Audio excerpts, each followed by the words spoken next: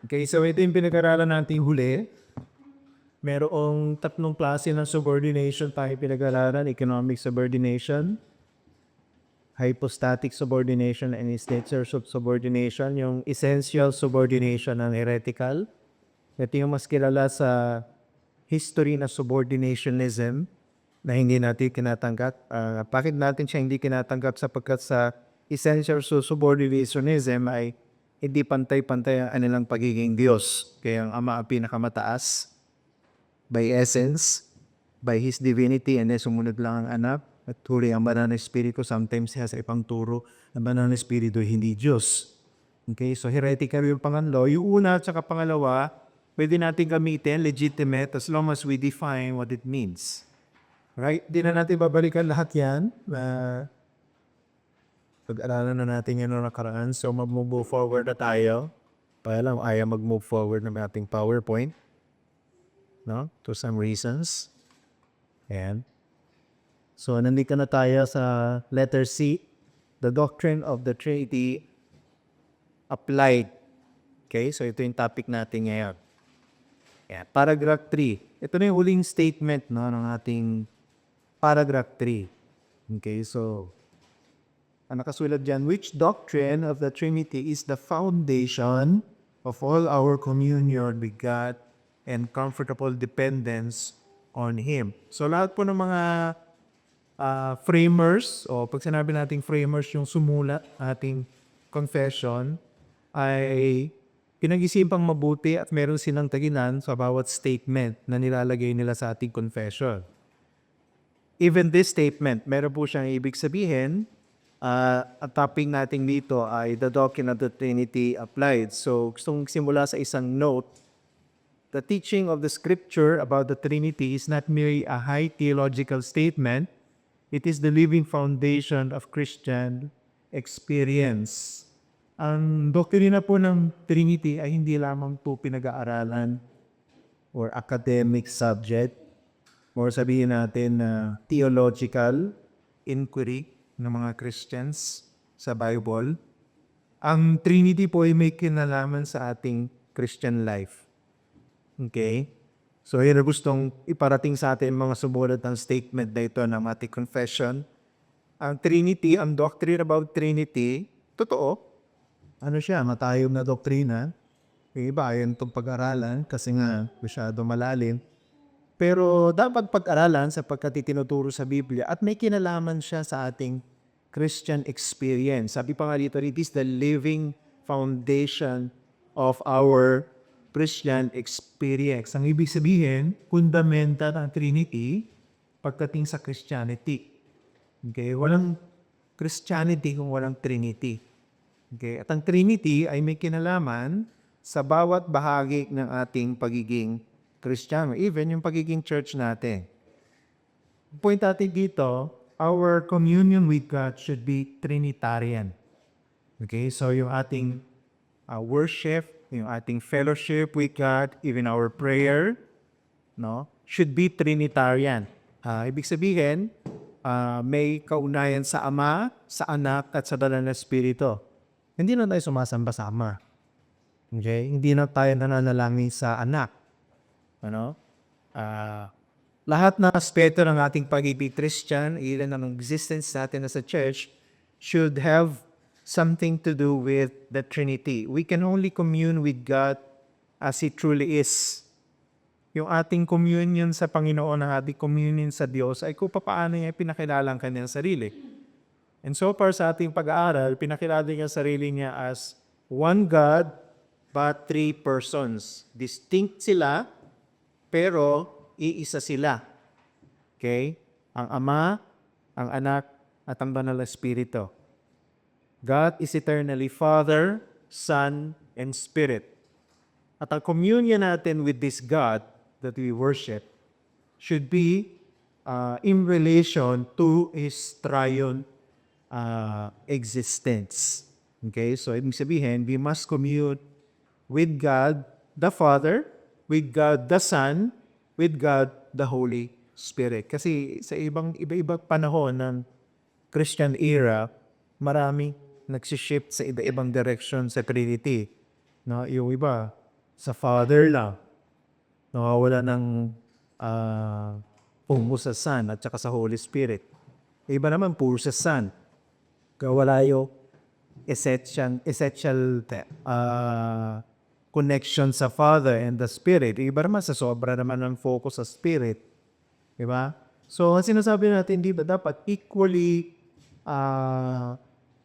experience ang lahat ng person ng Trinity sa ating communion with God. So, meron mga ilang bagay akong gustong i-emphasize dito in regards sa ating communion with God. So, una, may kinalaman syempre basic sa ating salvation. Our salvation is Trinitarian. So ito, may kinalaman sa Christian experience natin. Of course, walang Christian experience kung walang salvation. At dun pa lamang sa salvation, Trinitarian na. Okay, so ang ating salvation ay Trinitarian. Pansinin po ninyo. Our redemption is a result of the Trinity acting in harmonious unity. Yung kaligtasan natin, yung redemption natin, ay hindi po gawa lang ng Ama. Hindi rin gawa lang ng Anak. At hindi rin gawa lang ng Espiritu. Ang ating kaligtasan ay gawa ng isang Diyos na may tatlong persona. Sabi, involve ang Father, involve ang Son, involve ang Holy Spirit sa ating salvation. Okay? At pa lamang, dapat ma-appreciate natin, malalim yung ating appreciation sa ginawang pagdiritas ng Panginoon sa ating. Because the triune God is involved, sa ating salvation. Let's begin with the Father. The Father purposes, elects, and sends. Diba ito po, ulit-ulit na natin napapag-aralan. Isa sa mga malinaw na passages sa Scripture, Ephesians 1, 4-6. Sabi diyan, even as He chose us, referring to God the Father, in Him before the foundation of the world, that we should be holy and blameless before Him. In love, He predestined us for adoption to Himself as sons through Jesus Christ, according in the purpose of His will, to the praise of His glorious grace. So ito makikita natin. Ang Diyos Ama ang pumili. Ang Diyos Ama ang nag-initiate ng plano ng redemption. Ang Diyos Ama ang nagsugo, diba, ng kanyang buktong na anak. Diba sabi niyan? He predestined us for adoption to Himself as sons through Jesus Christ. Diba natin sa Gospel, Panginoon Jesucristo tinadala ng Ama, sibugo ng Ama upang ating maging manlubos. And then another passage, Galatians chapter 1 verse 4, speaks of the same thing. Who, of course referring to God the Father, gave Himself for our sins. Who, Jesus Christ, gave Himself for our sins to deliver us from the present evil age according to the will of our God and Father. So, ibig sabihin, it was the will of God the Father to save sinners, and He sent His Son to deliver us. Diba? So, ibig sabihin, the initiatory stage ng redemption was by the Father. Okay? He was directly involved. Kaya di natin pwedeng sabihin na ang Panginoong Jesucristo ang nabligtas sa atin. Bagamat tama yung statement na yan, complete yan. Kung magiging technical tayo, ang Diyos ang nagbigtas sa atin, ang Ama, ang Anak, at ang Banal na Espiritu.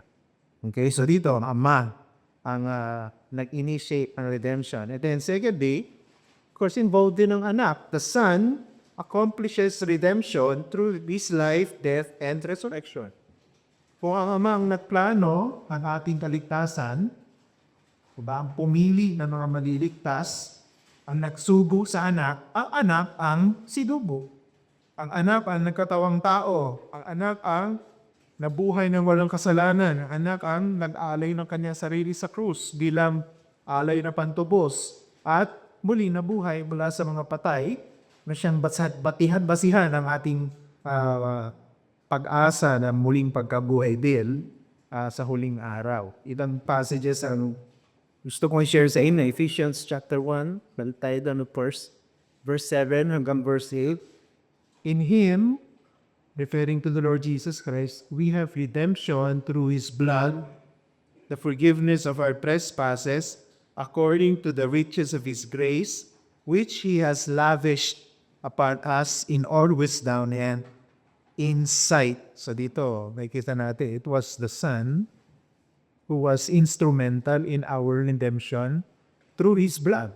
He died para ang puwak ng Diyos mawala at mapawalag sala ang mga mananampalataya sa anak. Another verse, Galatians chapter 3, verse 13, Christ redeemed us from the curse of the law by becoming a curse for us. Okay, so ang mga nag-initiate ng plano ng redemption, ang anak ang nag-accomplish. And of course, the Spirit is also involved because the Spirit is the one who applies salvation, regenerating, indwelling, sanctifying the believers. Kaya yung pilano ng Ama kasama ang kanyang pagpili, isinakatuparan ng anak ngayon ay inaamlay ng Banal na Espiritu sa mga mananampalataya o nananampalataya sa anak ng Diyos. Diba siya yung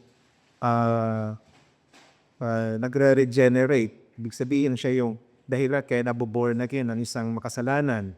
Siya yung nananahan sa mga mananampalataya. Diba siya giging templo tayo ng Banal na Espiritu. Sanctify, siya yung dahilan kaya tayo ay nabubuhay na may kabanalan ngayon. Kaya tayo mayroong kakayang sumunod. Kaya meron tayo desire to glorify God. So that's the work of the Holy Spirit. Pero yan ay gawa ng Banal na Espiritu sa mga tumanggap na ng kaligtasan. Ilang mga passages, Titus 3, verse 5. He saved us, not because of works done by us in righteousness, but according to His own mercy, by the washing of regeneration and renewal of the Holy Spirit. So Holy Spirit is the one regenerating us and renewing us, according to Paul, dito po sa kalatak na ito. Okay? And then, Ephesians chapter 1, verse 13 to 14. In Him you also, when you heard the word of truth, the gospel of your salvation, and believed in Him, were sealed with the promised Holy Spirit, who is the guarantee of our inheritance until we acquire possession of it to the praise of His glory. So, ang Holy Spirit did ba indwelling and sealing us? Yung mga pagmamayari ng Diyos ay tinataka ng Banal na Espiritu. Kaya, di ba sabi ni Apostle Paul, kilala ng Diyos kung sino yung Kanya. Okay? Dahil may tatak ng Banal na Espiritu. Ganun din sinasabi sa 1 Corinthians 6:11, but you were washed, you were sanctified, you were justified in the name of the Lord Jesus Christ and by the Spirit of our God. So basically the same thing, because of sanctification, washing, pinapaging banal ang mga mananampalataya ng Banal na Espiritu. So kita po natin dyan sa katlong subpoints natin na yan, na Trinity involves sa ating kaligtasan. Di ba? From the conception, execution, and application of redemption, involve ang bawat person ng Trinity. Kaya ako naniniwala na ito isang matibay din na basihan ng ating assurance ng salvation. Na hindi tayo yung dahilan kung ba tayo naligtas. Ang dahilan kung bakit tayo naligtas, Diyos mismo. At involve ang Father, Son, and Holy Spirit. Point natin dito, our communion with God is nothing less than participation in the saving work of the triune God. So pag pinag-usapan natin yung communion sa language ng ating confession, yung ating connection with God, our fellowship with God is actually caused by our saving experience because of the work of the triune God. Okay, kaya tayo mayroong communion sa Diyos because we are saved by the Trinity, by God. One God in three persons. Okay, so that's one. No, our salvation is Trinitarian. Pangalawa, our fellowship is with the distinct persons of the Trinity. Ang isang marino na verse dito sa New Testament ay Ephesians 2:18. Diba? Sabi niya, "For through Him, Jesus Christ, we both have access in one Spirit to the Father." Makita niyo, ano? Yung tatlong person ng Trinity, na pinagsama sa akin ni Apostle Paul sa isang verse. "For through Him, Jesus Christ, we both have access in one Spirit to the Father." Okay, so ito yung basis ng ating fellowship with God. No? Yung pagkilos ng tatlong persona, yung involvement ng tatlong persona na magilisang Diyos. Kumbaga, yung ating connection and access to God ay through the Trinity. Pakita natin. Una, diba, sabi diyan sa verse na yan, we now have access to the Father. We now have access to God the Father. So, dapat maging malinaw sa atin na prior to our redemption, wala tayong talagang access sa Diyos. Yung access ng tao sa Diyos ay na-disrupt ng sin. Okay? Yung rebellion ni Adam and Eve, ang naging cause separation ng tao sa Diyos. Na by separation, ibig sabihin, we are now condemned, cast away, diba? We are thrown out of God's presence. We don't have any access to God. Okay? Ang sabi ng Biblia, kaaway ng Diyos ang mga makasalanang walang kaugnay sa Kanya sa pamamagitan ng Kanyang anak. Pero pag isang mananampalataya o isang tao ay naging mananampalataya, binabalik ng Diyos itong access na ito sa Kanya. Okay? At yun yung unang resulta ng paggawa ng Trinity sa atin na bunga ng ating salvation. We are now given access to God the Father. Now, we are brought into the experience of the loving fellowship that Christ Himself enjoys with the Father. Diba? Dati tayo hiwalay at kaaway ng Diyos, na tayo mananampalataya na anak na tayo ng Diyos. Diba? John chapter 1 verse 12. Sino mang nanampalataya ay binigyan ng karapatang maging anak ng Diyos. Pero yun po hindi lang title, no, na anak ka na ng Diyos na yun. Kasama nung pagiging anak ng Diyos, every joyful experience of this loving fellowship with God the Father. Katulad ng fellowship na meron ng anak ng Diyos sa Diyos Ama. Ganon din na meron tayo access sa Diyos Ama ngayon dahil anak na rin tayo ng Diyos. No? Magandang verse din sinabi sa John chapter 14, verse 23. Ang sabi diyan, "If anyone loves me, he will keep my word, and my Father will love him, and we will come to him and make our home with him." So, babasahin mo mabuti yung talata na ito. Sinasabi ng Panginoon, actually, the Lord is promising an intimate fellowship, no, ng Father and Son with the believer. No? Pagka naging mananampalataya ang isang tao, iibigay siya ng Ama at mananahan ang anak at ang ama sa kanya. Ibig sabihin, they will have this close bonding and connection. They will have now fellowship.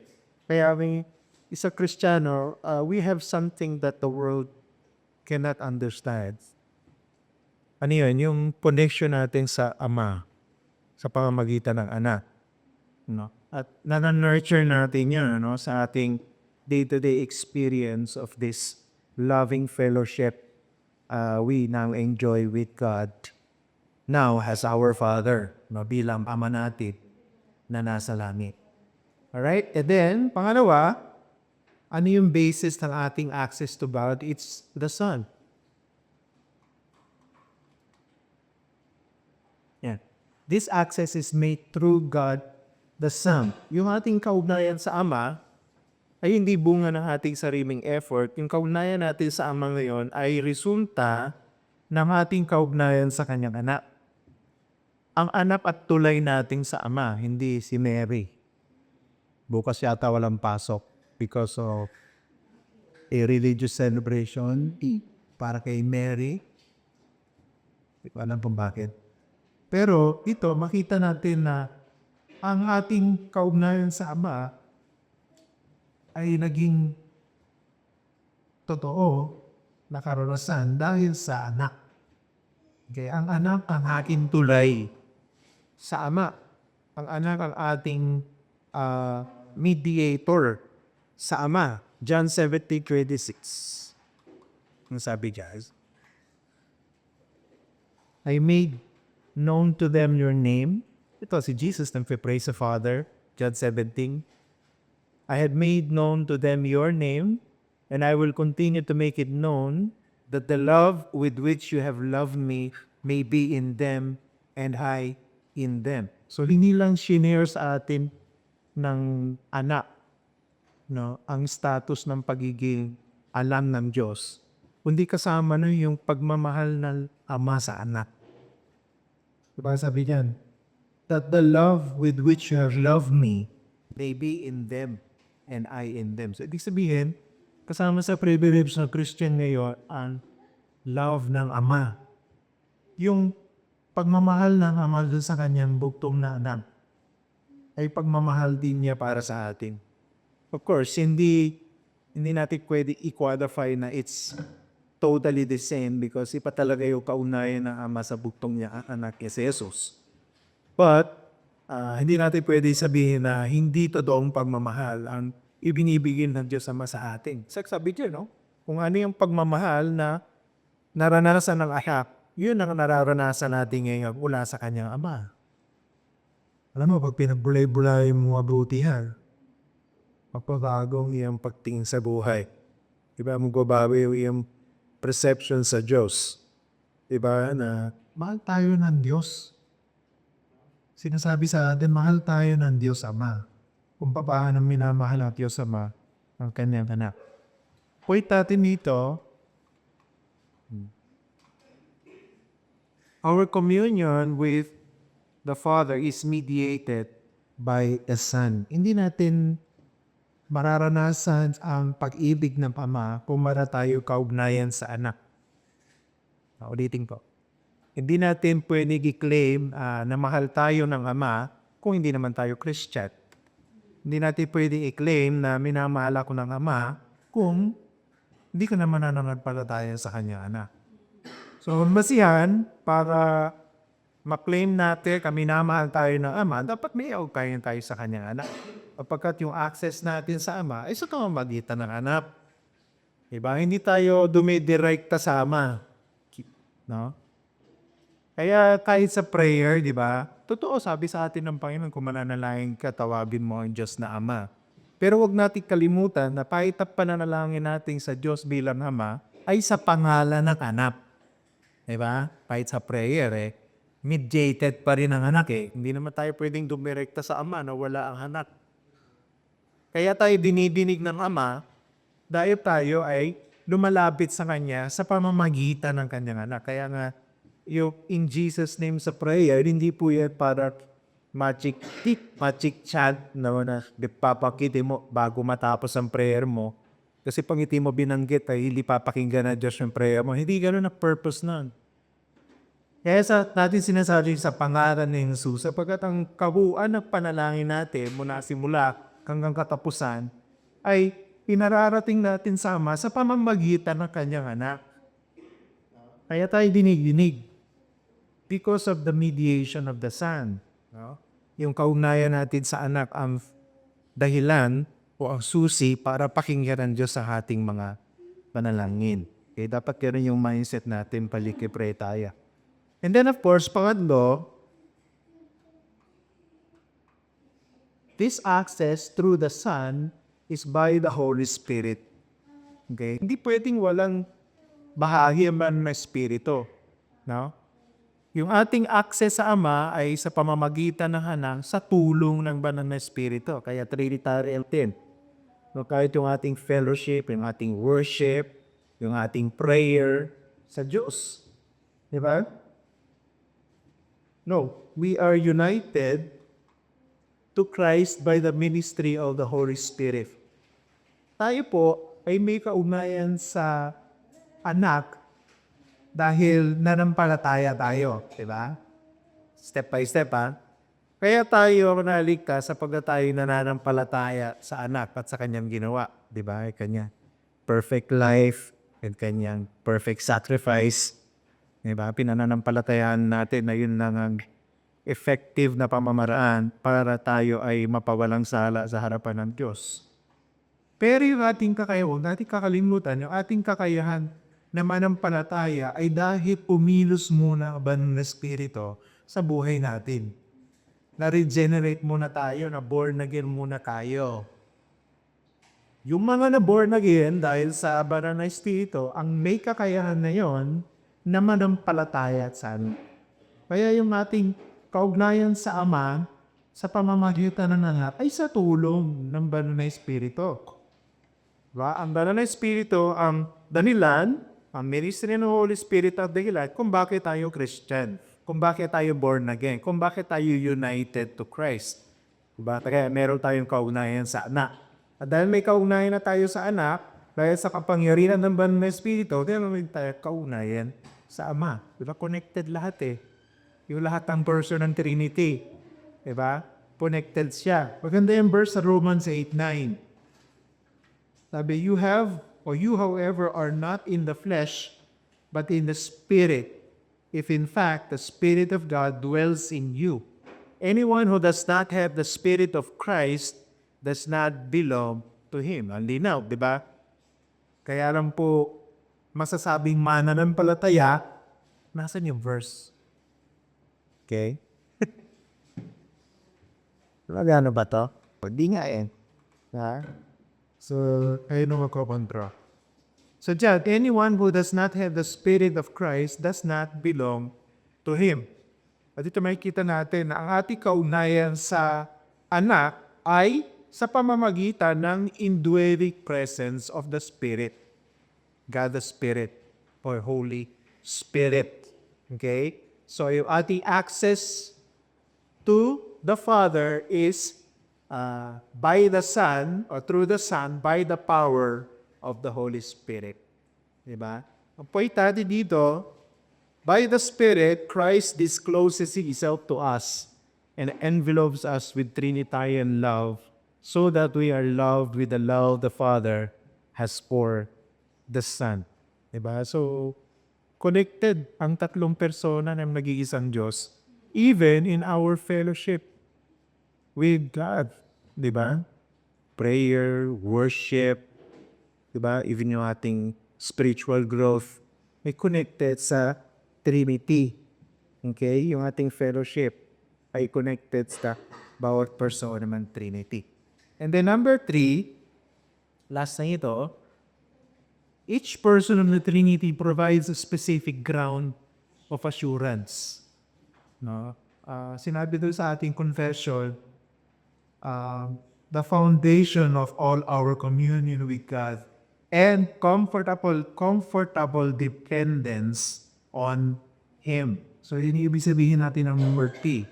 Ang tatlong persona ng nag-iisang Diyos ang basihan ng ating katiyakan. Diba? Ang ating katiyakan sa ating buhay bilang mananampalataya. Sa tatlong bagay, gusto kong enumerate dito. Number 1, God the Father gives us comfort through His fatherly love. Okay? So, bahagi ng katiyakan natin bilang mananampalataya ang pag-ibig ng Ama sa atin. O kanya pag-ibig bilang Ama sa atin. Mabibigay dapat ng comfort sa atin yan. Di ba? Halimbawa, talata, 1 Peter 5:7. O pamilya tong verse na ito. Casting all your anxieties on Him because He cares for you. Diba? So, kung balisa ka, namang problema ka sa karaming bagay, stress ka, diba? Anong challenge sa atin ang salita ng Diyos? Bigay natin sa Panginoon niya. Bakit? Kasi nang pagmamalasapit pa Ama sa atin. Diba? Dahil mahal tayo ng Ama, hindi niyo tayo babagayaan. Tutulungan niya tayo, itataguyod niya tayo. Then 1 John 3:1.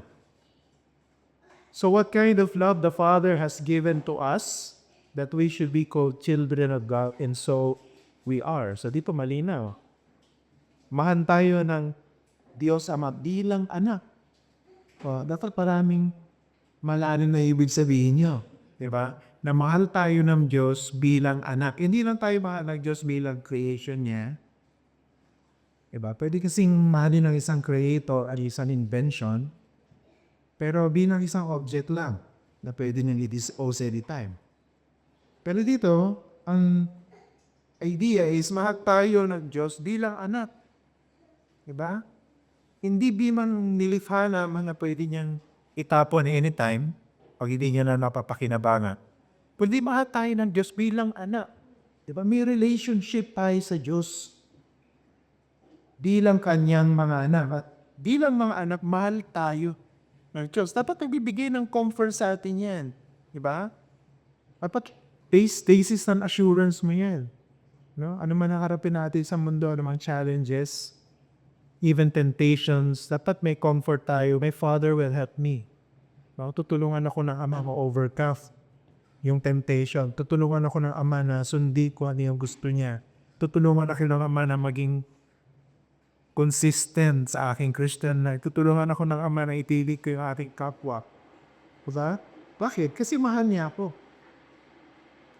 Point natin dito, that the Father's unconditional love and care should enable us to trust Him.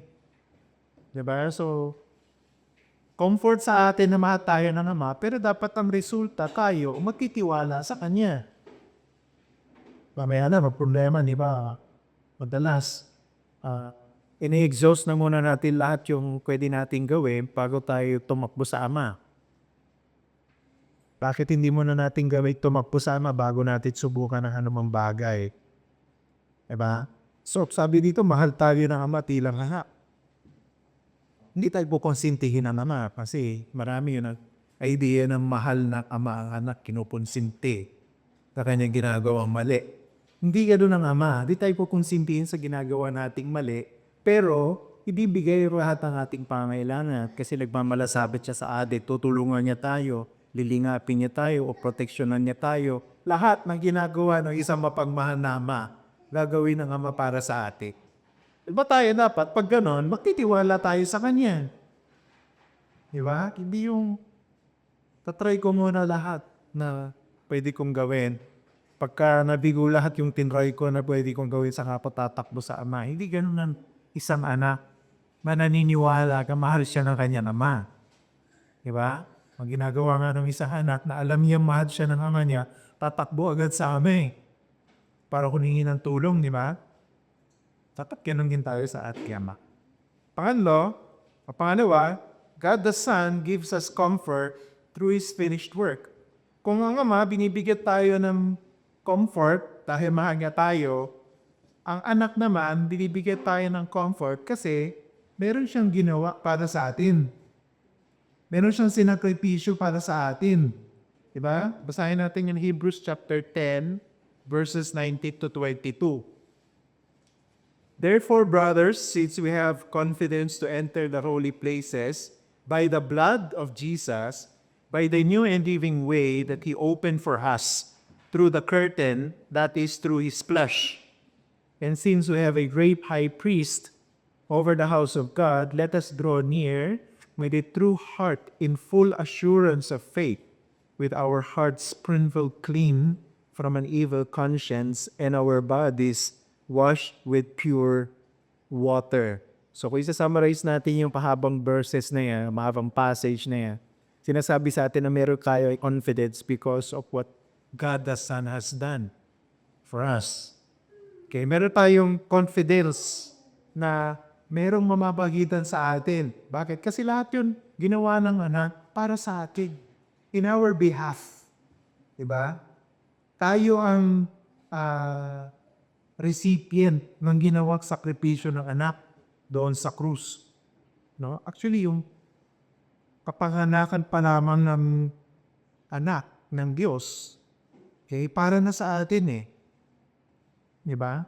Siya ay ipinanganak upang maging tao. Para ano? Para ipamagitan ng tao sa Diyos. Diba? Kaya siya nagkatawang tao. At naging kinatawan natin ang anak ng Diyos sa harapan ang Diyos Ama. Diba? Kaya nga tayo ay kinatanggap ng Diyos na matuwid, hindi dahil na perfect natin yung pagsunod sa Ten Commandments, kundi dahil meron tayo relationship sa Kanya na nakagawa ng perfect obedience. doon sa 10 utos. Kaya na-earn niya yung righteousness in our behalf. Ang point natin dito, God the Son is our advocate and high priest who consistently appeals in our behalf. I-comfort tayo. Patatawarin ba ako ng Ama sa hari kasalanan? May comfort tayo. Bakit? Meron tayong advocate. Diba? Pinag-aralan na natin ito sa 1 John. Ang anak ang defense lawyer natin sa Ama. Nagtatanggol sa atin. No? At namamaniikan sa Ama para sa atin gamit ang merit na kanyang sacrifice doon sa krus. Kaya ang Diyos, He cannot refuse to forgive. No, hindi makakait ang Diyos na magpatawad sa mga nagsisisi. Kaya sabi ni John, ikumpisa natin ang ating mga kasalanan sa Diyos at siya tapat at banal na magpapatawad sa atin. Hindi pwedeng sabihin ng Diyos, ayokong patawarin niya. Bakit? Kasi ang anak, namamagitan para sa atin, siya ang ating advocate and high priest. Diba? Gamit ang merit ng kanyang kamatayan at ang merit ng kanyang dugo para patawarin tayo ng kanyang Ama. Diba? Comforting yun, di ba? No? Pero hindi naman license yun na, ay, sigurado pala patatawarin na muna ng Diyos, okay nang nagumawa ako ng kasalanan. No? Pagka nahuli ako, di mong sisisi na lang ako, kasi patatawarin naman ako ng Diyos pala eh. Ha? Totoong patatawarin ka ng Diyos, pero huwag natin kalimutan, may consequence din naman ang deliberate disobedience. Diba? Kung sinasadya mo ng sumuway, tapos gagamitin mo pa yung katulad itong mga talata para maging lisensya sa pagkakasala, bulan nung bumibiyat yung kasalanan mo sa harapan ng Diyos. Mabigat din ang consequence. Okay? And then number 3, of course, the Spirit. God the Spirit gives us comfort through His presence and power. Diba? Hindi pwedeng meron comfort through the Father, meron comfort through the Son, walang comfort through the Spirit. Meron din through the Spirit. Sa pamagitan ng kanyang indwelling presence at ng kanyang power na evidence sa buhay natin. 2 Timothy 1:7. For the Spirit, God gave us, does not make us timid, but gives us power, love, and self-discipline. Ibig sabihin, it is the Spirit of God na binigay sa atin ng Diyos sa pananahan sa atin. Ang dahilan kung bakit meron tayong ability, meron tayong kakayahan to love, at meron tayong self-discipline. Diba? Kasi nasa atin ang Holy Spirit. It is the Spirit that enables us. It is the Spirit that empowers us. Diba? Yung tatak ng Panginoon sa atin. Hindi lang tatak na ligtas tayo, kundi tatak para mamuhay tayo bilang ligtas dito sa ibabaw ng mundo. So what is our point here? It is God the Spirit who strengthens and preserves us in this work. Okay? So ang Ama, mahal tayo. Ang anak, ang basihan kung bakit minamahal tayo ng Ama. No? At yung kanyang work and finished work, ang basis ng connection natin sa Ama. But the Spirit is the one that is indwelling every believer at siya ang nagbibigay sa atin ng lakas at siya ang nagpe-preserve sa atin. Siya yung tumutulong sa atin para maging banal sa mundo nito. Diba kaya nga pag gumagawa tayo ng kasalanan, dapat may conviction yung Holy Spirit. Diba? Hindi pa alam kung alam niyo ibig sabihin ng conviction ng Holy Spirit is that strong sorrow kung gumagawa ka ng kasalanan. Diba na ang tawag natin, napuponsenta ka sa ginagawa mo, di ba? Dahil alam mo, kasalanan yan sa Panginoon. And every time na naririnig mo ang salita ng Diyos, you are being reminded of that sin at lalo bumibigat yan damdamin mo. That's the work of the Holy Spirit. O talagang Christian ka, kinukonvict ka. Na magsisi ka. No? Natalikuran mo yung kasalanan mo, na ikumpisal mo yung kasalanan mo. Kasama yan sa persevering work ng Holy Spirit sa atin. No? Ito sa mundo. Kaya nang papatuloy yung mga mananampalataya, ibig sabihin, papatuloy hanggang wakas, ang mga mananampalataya lang nadadapa sa kasalanan, pero bumabangon ulit at nagpapatuloy sa kanyang paglaban hanggang marating niya tatapusan. Right? In conclusion, the 1689 Confession teaches that our entire Christian life, knowing God, loving God, trusting God, and being saved by God, depends on the reality that God is Father, Son, and Holy Spirit. So yun yung point ng last statement sa paragraph 3 ng ating chapter 2 sa Confession. May kinalaman sa Christian life natin ang Trinity. Diba? Remove the Trinity and the entire Christian faith collapses. Pagka walang Trinity, yung lahat ng idea, experience natin patungkol sa Christian life, collapse. Yung aring assistance natutulog Pangalawa, remove the Trinity and communion with God becomes impossible. Pangatlo, remove the Trinity and salvation cannot exist. So, lahat yan, no? Lahat ng elements na yan ay dahil sa Trinity. Dahil sa relationship natin sa Ama, sa pamamagitan ng Anak, sa tulong ng Banal na Espiritu. So, Trinitarian talaga ang Christian experience. Hindi pwedeng puro focus sa Ama or puro focus sa Anak, wala sa Holy Spirit. Hindi naman pwede puro sa Holy Spirit. Lalo na itong Pentecostal or charismatic movement, puro Holy Spirit naman ang focus nila. Nagiging imbalance, no, ang focus sa Trinity. Hindi dapat pantay-pantay because each person of the Trinity involved sa ating Christian experience at sila yung foundation ng ating assurance dito sa mundo na ito. Right? So, may question mo ba kayo? Dito sa topic natin ngayon, this is the last installment sa paragraph 3. Okay, so yung lesson natin sa Saturday will be para appendix na naman. No, kasi didiscuss natin yung mga heresies, no, na connected sa doctrine of Trinity. Alright, so ito na yung pinakahuling statement. So after ng lesson natin sa Saturday, chapter 3 na tayo ng ating confession. Alright, so makakamuko na kayo mula dito sa napakatagal na chapter 2. Okay, so imagine 19 lessons, no? Chapter 2 tam. So hindi naman siguro lahat yung pahap. Pero ulitin ko, no? Hindi naman tayo nadapurat, no, sa ating discussion ng confession. So as much as possible, magandang madaanan natin na para kundi pamilya tayo. Hindi na tayo maging expert, pero dapat alam natin kung ano yung ating tinanampalatayaan at hindi tayo basta-basta maliligaw ng mga mali katuwa. Questions? Dito sa topic na to. So, hindi natin naiintindihan itong topic na ito na ating communion sa Diyos ay Trinitarian. Tapos, ang focus nyo lang lagi ay may paborito kayong persona ng Trinity.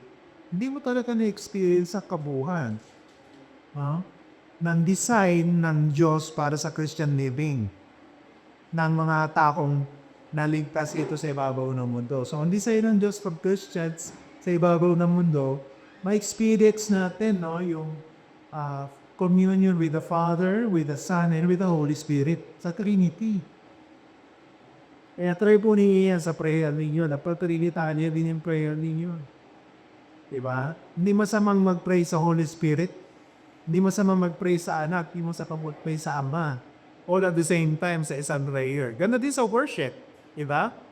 Sinasampa natin na ang Ama sa pamamagitan ng Ama at sa tulong ng Banal na Espiritu. Kaya yung bawat persona na nag-iisang Diyos, dapat sa worship, na-address din natin.